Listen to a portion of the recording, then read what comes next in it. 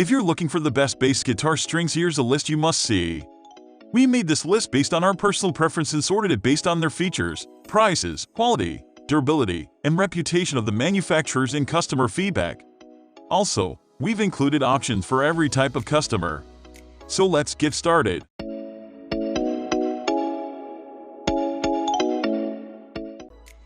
At the first position of our list, we have Daddario Electron 160 bass guitar strings. As one of the world's well-known guitar string producers, it's nothing unexpected that Daddario makes some of the best bass strings on the market as well. Their strings are made in America and can be found on basses around the world. Their most famous bass string brand, the XL Nickel Wound, is known as the player's choice among bass players of all levels and styles. The strings are particularly brilliant and have a flexible tone. If you're looking for a smoother tone, the XL nylon tape wound strings offer warm tone that is exceptionally powerful for orchestra and jazz bass players. If you're craving a profound bass tone and sustain, you should try the Daddario's advanced, ultra-solid nickel strings. Moving on to the next at number 2 with Ernie Ball regular Slinky nickel bass strings. This renowned Californian string brand has been doing business since 1962 or is yet delivering awesome strings for basses, with top offering specialists utilizing them in front of an audience and for recording, including Blink-182's Mark Hoppus, Timothy B. Schmidt of the Eagles, Tool bassist Justin Chancellor, and Maroon 5's Mickey Madden. Ernie Balls is a bass string set to suit everybody, including whatever scale, gauge, material or style of bass you play. The regular Slinky bass strings are made of the most popular bass string alloy and have a very well-balanced sound. They are manufactured in Ernie's Southern California factory and are wound with nickel-plated steel. The number 3 position is held by Rotosound RS66 Swing 66 bass strings. Rotosound is an exceptionally renowned British bass string brand, conceived in England in 1958. They have a long history of delivering quality bass strings utilized by famous players and exemplary groups, including Thin Lizzy, The Who, Queen, Turin, Slade, Fun-Loving Criminals, and Weezer.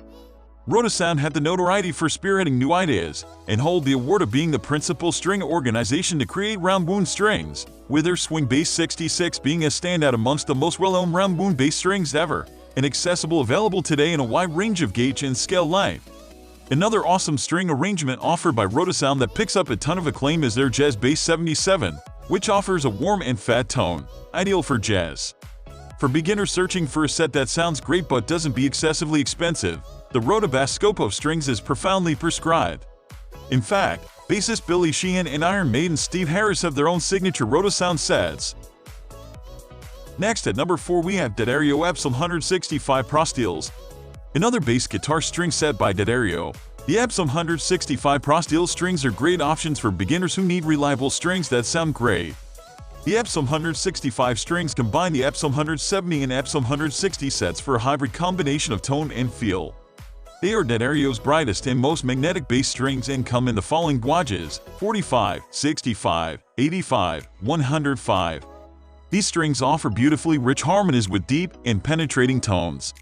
Daddario was named the player's choice for their superior bass guitar strings and extreme popularity among professional bass players.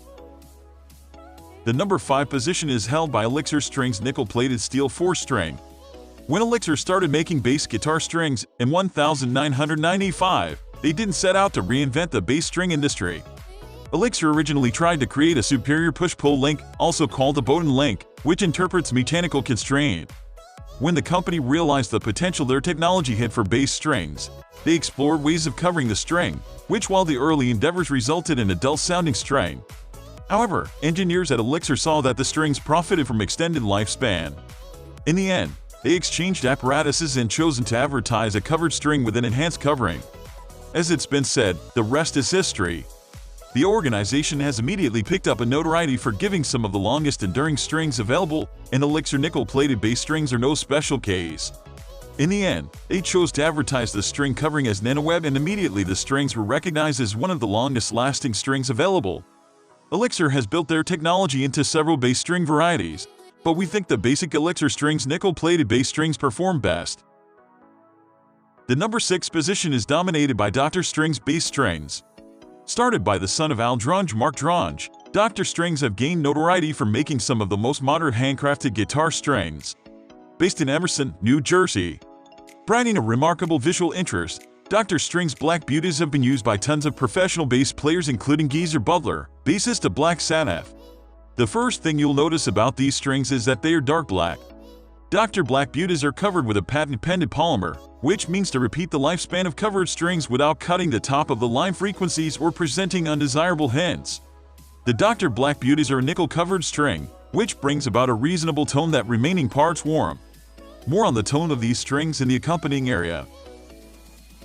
Moving on to the next at number 7 with Fender 7250.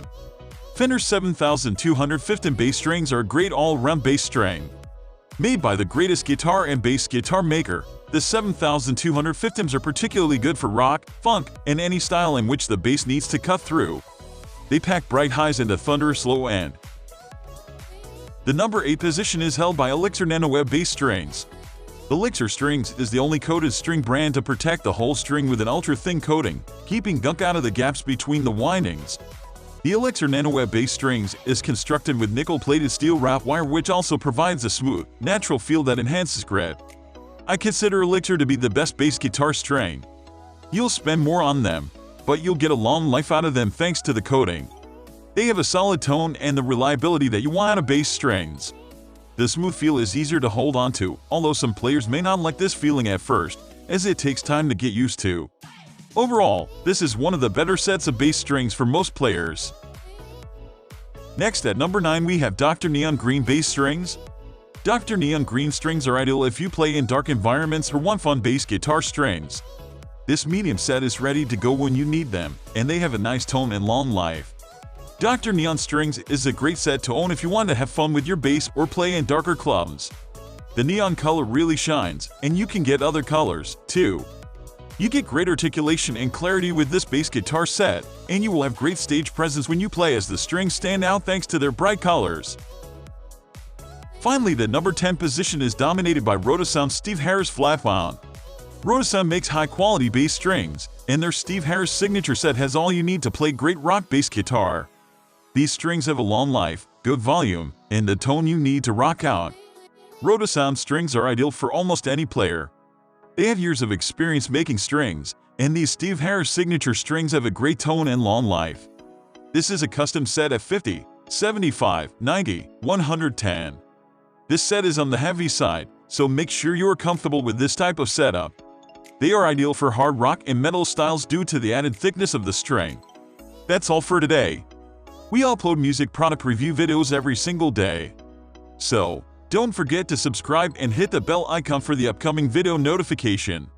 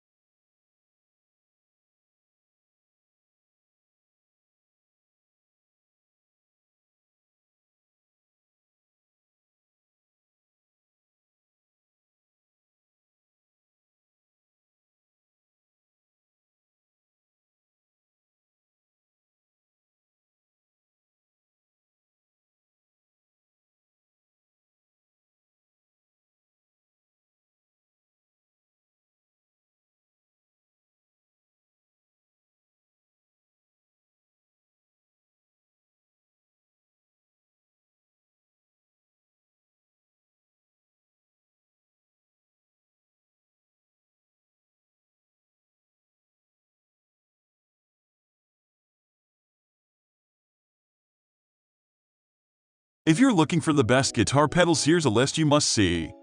We made this list based on our personal preference and sorted it based on their features, prices, quality, durability, and reputation of the manufacturers and customer feedback. Also, we've included options for every type of customer. So let's get started.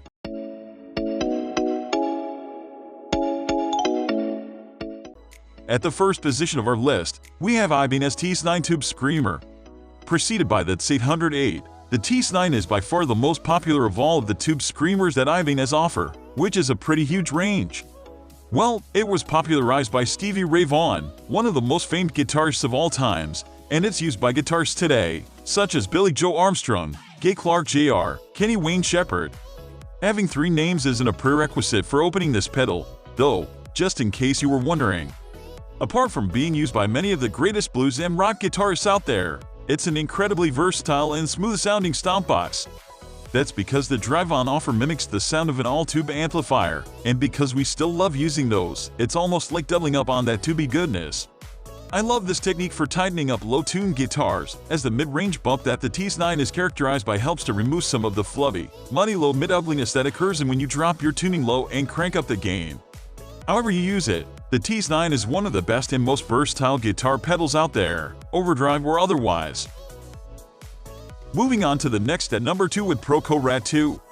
Though it's the second iteration of the Rat, it's been in production since 1988, so considering the original was only in production for 9 years, it's fair to consider this baby the Rat.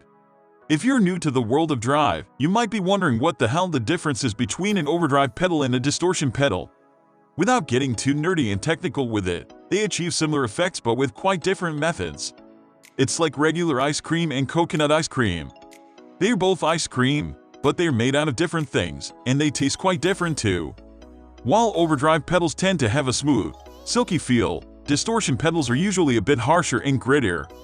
The Proco Rat definitely has a gritty vibe, and that's why so many of us love them. The number 3 position is held by ElectroHarmonix Big Muff Pie.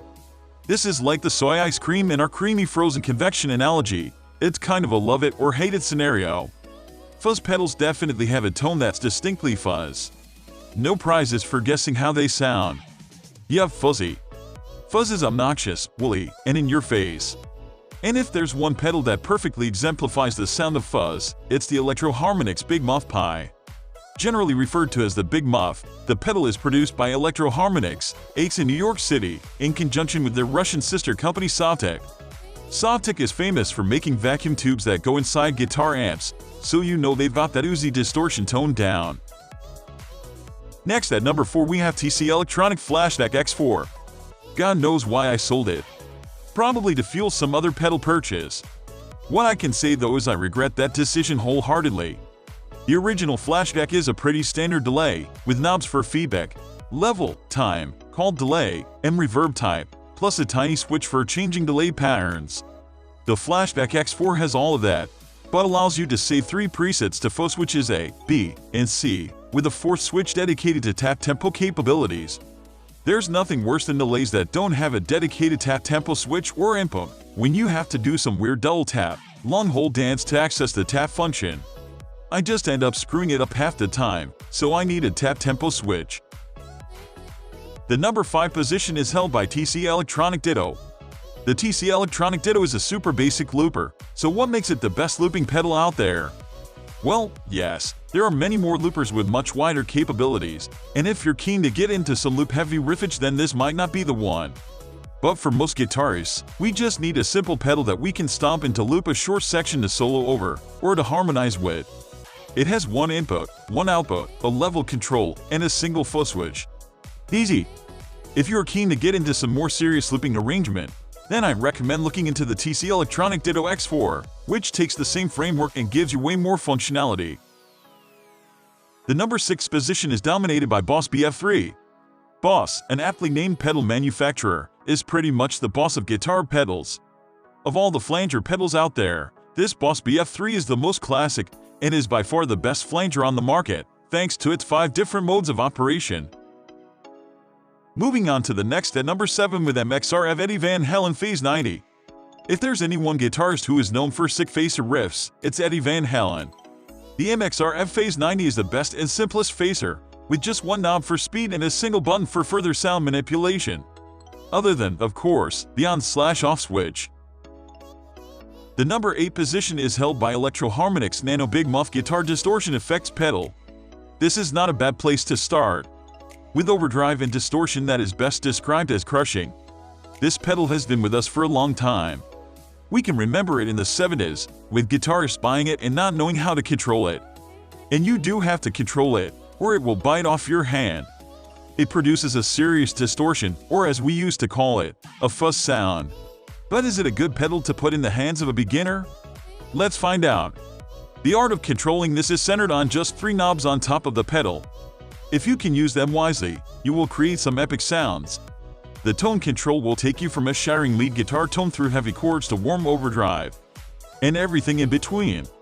Sustain will do as it says on the tin, but it is a little bit more than just sustain.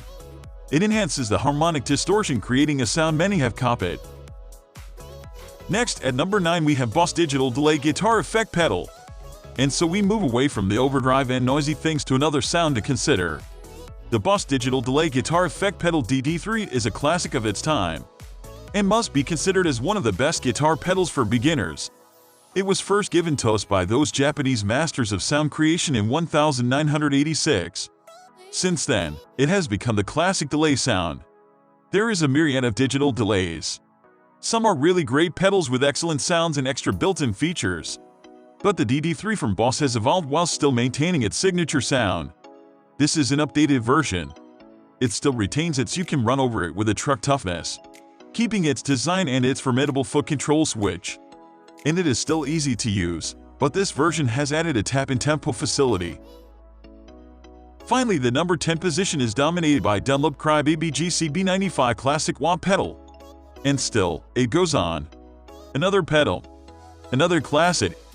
This time the inimitable wah pedal. The wah is found on the pedal boards of most players, and this is possibly the best known version. And not detracting from the quality of this pedal, there is some misunderstanding about it. Dunlop didn't invent or create it. They even acquired the name, shall we say. And Hendrix used something else at first, not the Dunlop version. What he used was a Vox design inside a Thomas organ volume pedal, given to him through Jim Marshall and Mitch, his drummer. Jimmy tried to make it work on a few European gigs, but he couldn't coordinate it with his fuzz sound. He achieved that in the Marshall shop in West London in about 1966, after he had returned from some gigs in Europe. However, Vox and Thomas organ didn't patent it. Dunlop took advantage and labeled their pedal with the name. That's all for today. We upload music product review videos every single day, so don't forget to subscribe and hit the bell icon for the upcoming video notification.